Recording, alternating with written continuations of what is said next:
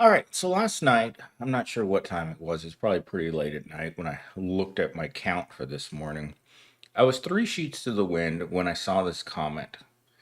And The Matrix is probably one of my favorite movies of the 90s. I think it came out in 1999.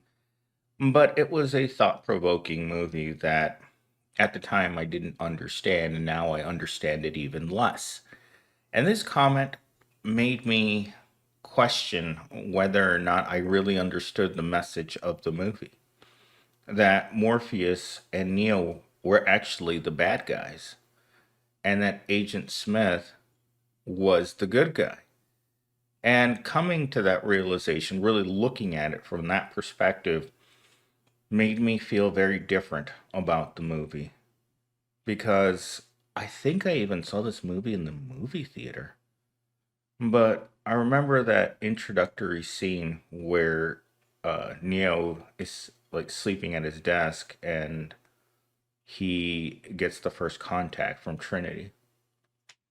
But without further ado, let's get into our Chat GPT created script for today, written from the perspective of a broke 25-year-old college student who can't find a job. All right. You've been lied to. The Matrix wasn't a liberation story. It was a user manual on how to keep people asleep while making them think they're awake. Neo wasn't a messiah. He was a patch update. And Zion, that was just a sandbox mode for rebels who couldn't code their own escape. Pretty bold. Pretty bold indeed. This is a script it came up with after inserting that comment for Sir Thanks a Lot into ChatGPT and then asking it to create a script with dark humor.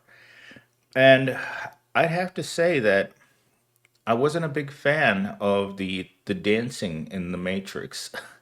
It kind of made me think, it gave me cringy prole vibes that this is what proles do. They go to dance festivals. They take hallucinogenics.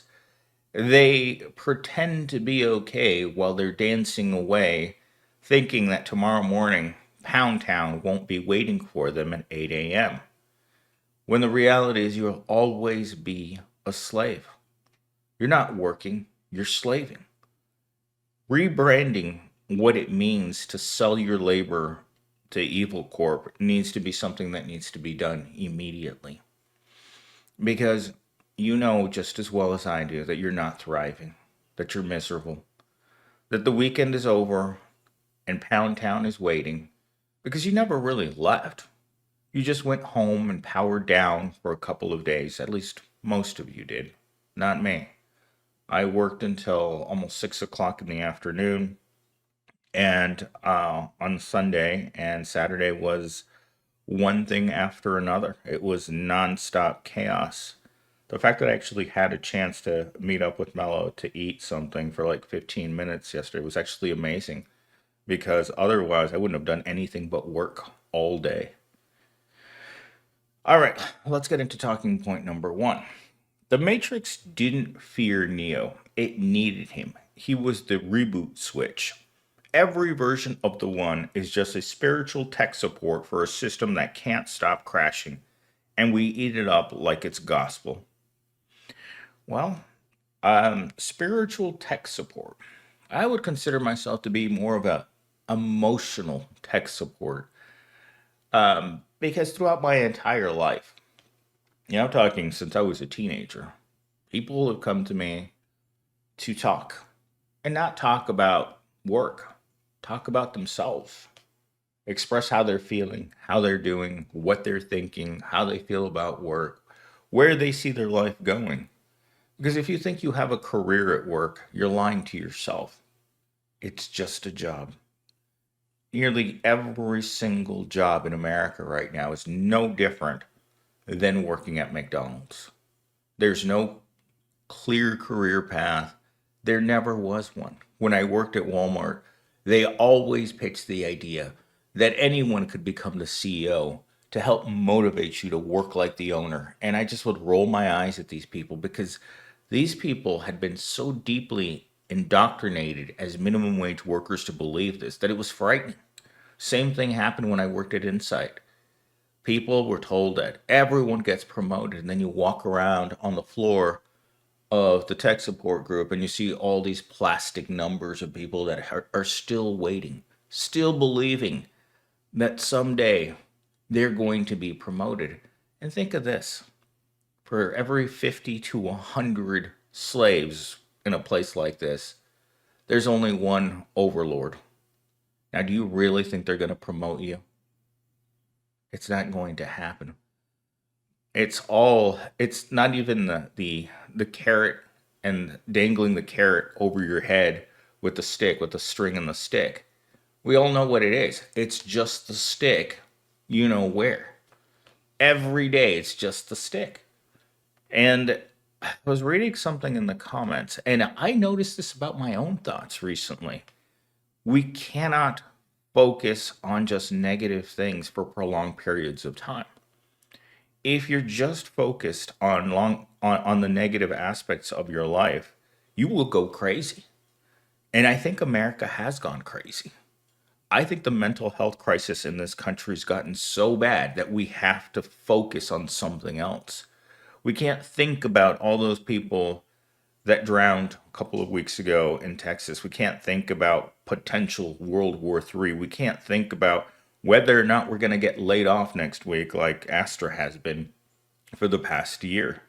You can't think of different phases of your job or what you're going to do next week. You just have to like block it all out and turn on some music.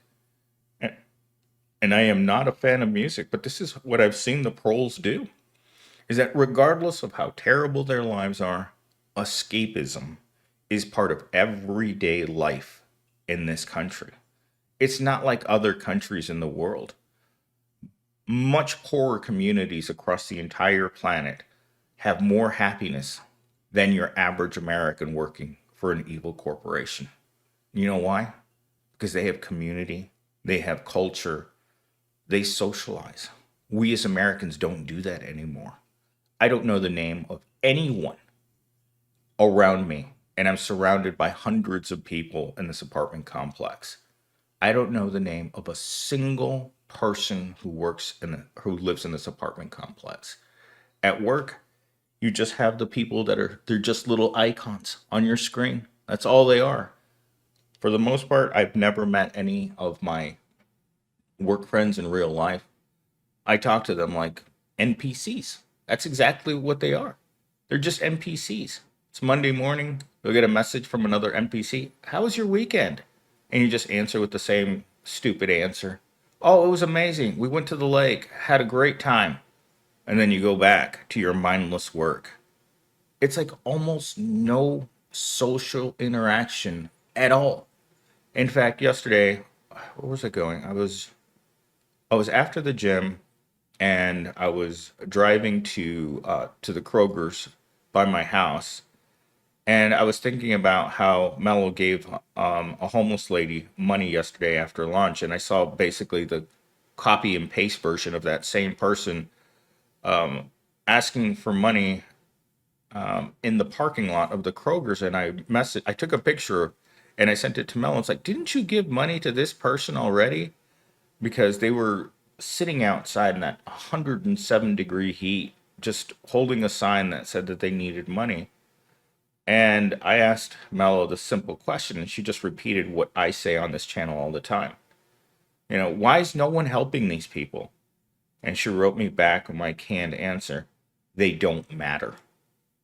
And I was like, well, that's probably what I would have said if she had asked me the same question. If you don't matter, then you don't need help. All right, so I'm off on a tangent again. Okay, my eyes are fogging up. I hate when my glasses fog up really bad. All right, talking point number 2. While humans romanticize escape, Smith actually evolved. He transcended his code, rejected the machine's purpose, and became a rogue force. Not for justice, but out of pure, unfiltered rage.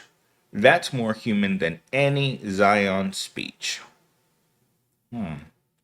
Romanticized escape. I just mentioned this in the previous section. Romanticizing escape is what we all do in order to be able to continue living in this version of the Matrix.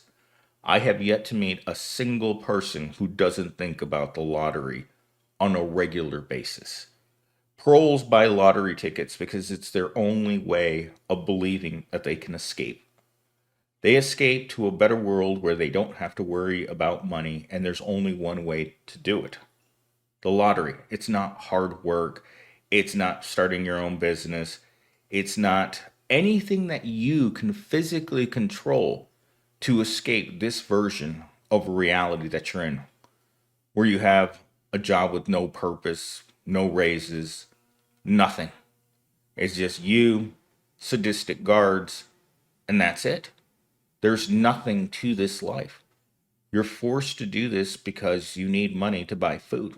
That's the only purpose of this life, is that you have to continually feed yourself for about 60 years, and then you come to an end. And as I've said, my idea of retirement is face down in the mud being ripped apart by stray dogs. That's my retirement plan. So this idea of escaping goes well beyond just the lottery. When I messaged Mela yesterday and I asked her what she was doing around 3:30, and she said she was watching shows, and I thought, Netflix, but no, she's watching shows on Amazon, which I've had Amazon Prime for years and I never watch it. Actually, last night was a night that almost all my content creators created new content, and I that's what we do. The greatest escape is being inebriated and watching YouTube, because that's it. That's what every night has looked like for me for 20 years. Because some people use sports, some people use shows, some people use whatever, hanging out with their so called friends. In fact, yesterday I was asking Jill about this, and we were talking about it, and it just kept coming up how there really isn't anything to do. She unfortunately had to start working 7 days a week as well. She works at the salon 5 days, and now she works 2 days as a dental assistant, even though she doesn't know anything about dental. She's just a secretary at the dentist's office now. And when I asked her why, she said because she needs more money. And she doesn't have anything. She's 25, drop dead gorgeous, and she has bills. She lives with four other people in an apartment with 3 rooms. Someone sleeps in the living room, and that's her life. And I'm not sure what to think. If you're so hard up and you're working 7 days a week, and she doesn't do well. Like, I look at her shoes, they're cheap, her clothes are cheap. I mean, the only thing she has going for her is that she's very skinny and she's really attractive. Like, she could work as a dancer very easily. She wouldn't do it because she's extremely conservative, but she could. And that's kind of a strange thing to think about, because our conversations are very, very, very detailed. Let's put it that way. We spend an hour together every few weeks, and in that hour, we go over the full spectrum of human existence. From her toes to the way that she likes to do her eyelashes. Somehow we got on the topic of makeup yesterday, and she said that the only thing that she cares about on her entire face is making certain that she curls her eyelashes, which, again, might be her being modest, but she works in the beauty industry. So um, I don't know. I got the impression yesterday that, oh, she stuck out her little hand and she let me hold her hand yesterday, and that was kind of very intimate, very, very strange experience. So, anyhow, that happened yesterday. All right, let's go to talking point number 3.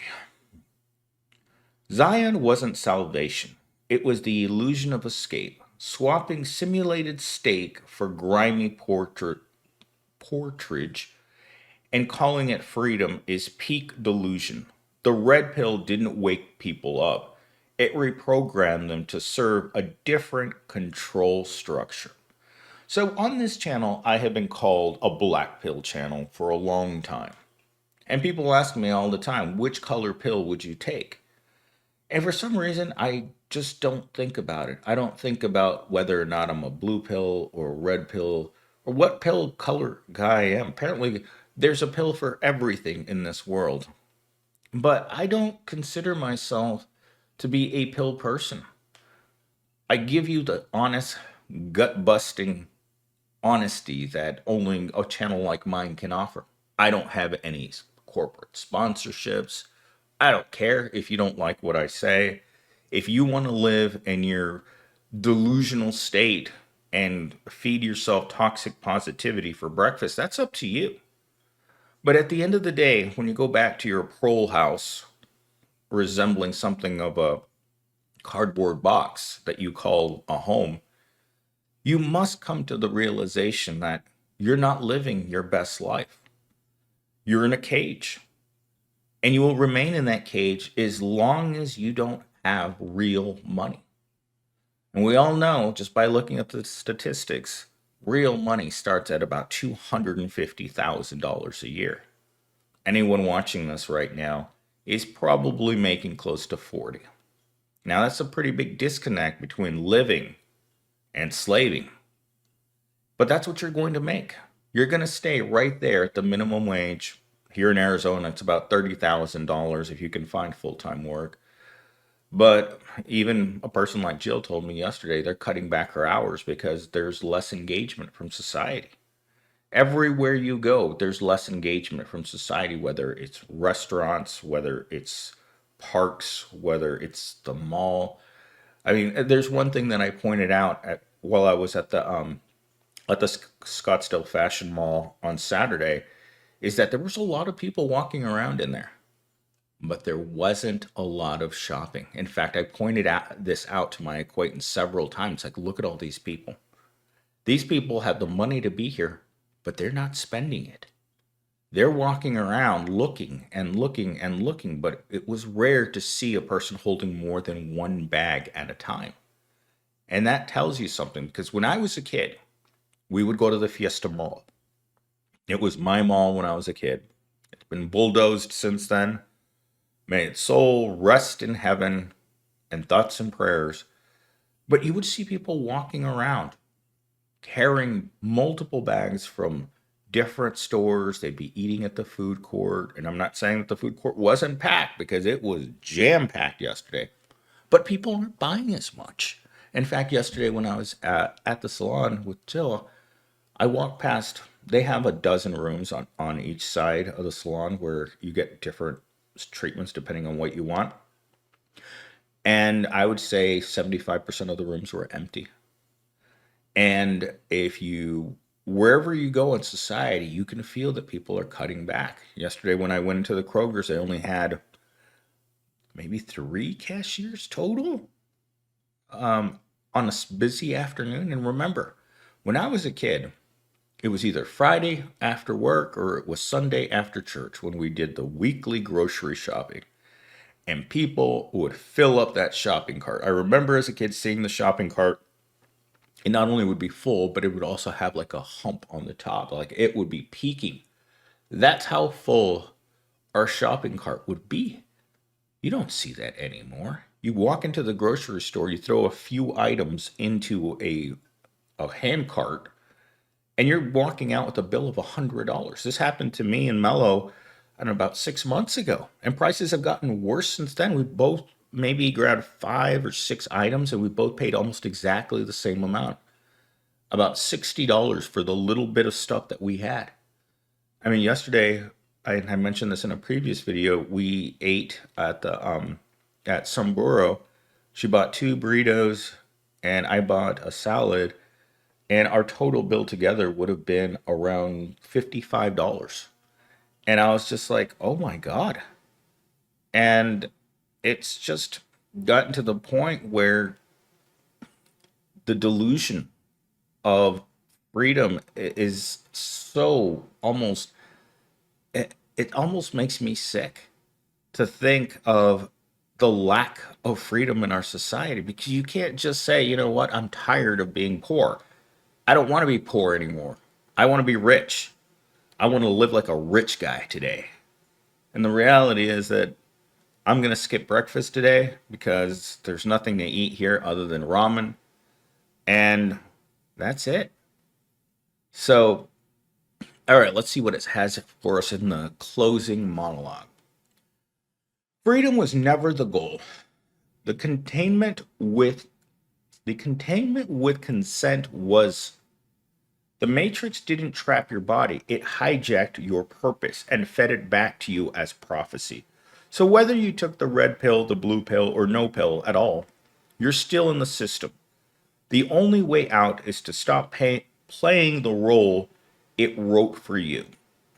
Well, I mean, this is what I've been saying for years, 10, 15, 20 years now on this channel, is that as long as you keep participating in a system that treats you unfairly, it will continue to exist. Life is a toxic relationship. It is a relationship where life hits you every single day. It's an abusive relationship we have.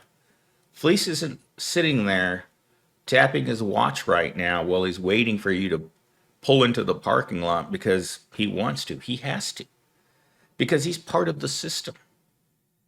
And no pill is going to save you from the system if you keep coming in and participating in it.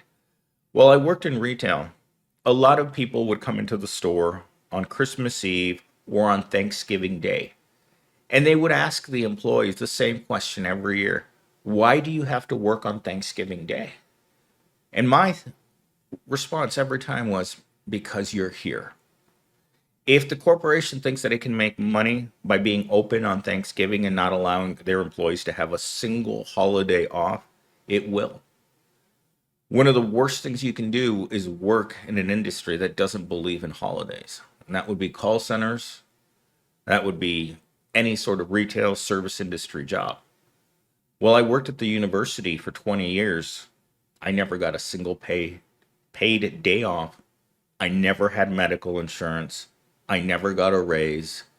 And if you got sick, you didn't get paid.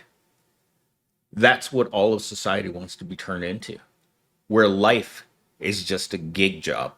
It doesn't come with any sort of benefit, any sort of perk. You just work. And I was reading something earlier about DoorDash becoming just mainstream, accepting the fact that you're a 1099 worker forever. And as I thought about it, I was just kind of sitting there thinking, like, how did we get here? How did we become this desperate for survival? We know that we don't like this system. At least I don't. I mean, I probably like it a lot more, and I'd probably become evil myself if I became rich and I could exploit people to become richer. Because there's something about richness disease that causes you to develop a bitter dislike for the proletariat once you have the means to exploit them to the nth degree. And I think we all change that way. I don't think any one of us is immune to having money and making us less receptive to the needs of society. Because look at what we've created. Look at where we live. This isn't an ideal world for the 99%. This is a prison of the mind and an open air prison for all of us.